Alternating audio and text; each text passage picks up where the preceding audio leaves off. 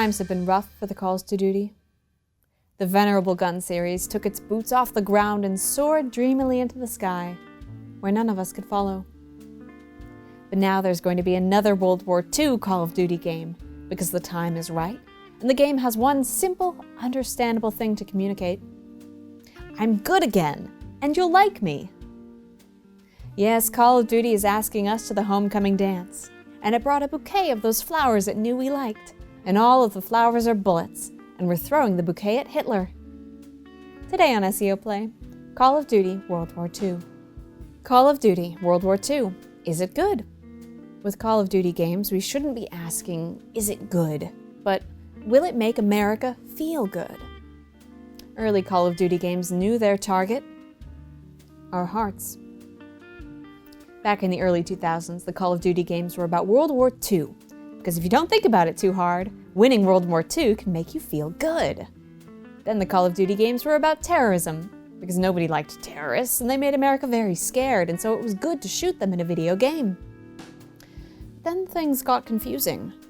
There was World War II, again, good, but set in the Pacific Theater and the Eastern Front.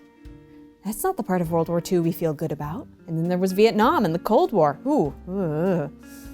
America doesn't feel good about that. Firmly committed to making the Cold War happen, there were 2 more Cold Wars, and that didn't really work out, so Call of Duty tried to manipulate America's fear of ghosts. Wait, no. Oil shortages? And space. I'm kind of confused about this one. Then Call of Duty asked us, what if war was fancy? And then, what if war never fucking ended? Which, yeah, okay. But now, finally, we're circling back around, refocusing on the real war that never ends. Second one. It's full of down-to-earth boys from Texas, which I guess I feel good about, even though I can't tell them apart. World War II definitely still makes America feel real good. Call of Duty World War II is bad.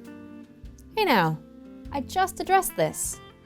Yes, it is true that Call of Duty World War II could try to make us feel complicated about the last war our country was engaged in, where it felt like there was a truly definitive division between right and wrong, but I don't think you have anything to worry about. Call of Duty World War II is trash. Call of Duty World War II is garbage. Okay, fine, it's trash garbage. Call of Duty World War II is SJW. Call of Duty World War II is SJW trash. Not even gonna touch that one. Call of Duty World War II. Is it out? Oh, thank God, a question with an answer. No. Is Call of Duty World War II split screen? Yes. Call of Duty World War II. Is it worth it? Heck if I know. Call of Duty World War II. Is there zombies? There sure is. And not just any zombies. There's zombies that are Nazis, the 2 worst things in the world combined. The trailer for Call of Duty World War II Nazi Zombies is very atmospheric and spooky and graphically good. Unfortunately, after putting so much work into the visuals, they could no longer afford good words and had to take some from the Universal Villain script book. The death of the old world and the birth of the new. Can you hear it? Drums. The drums of war.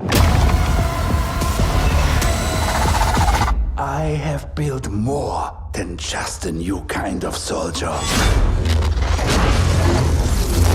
I have created the devil himself.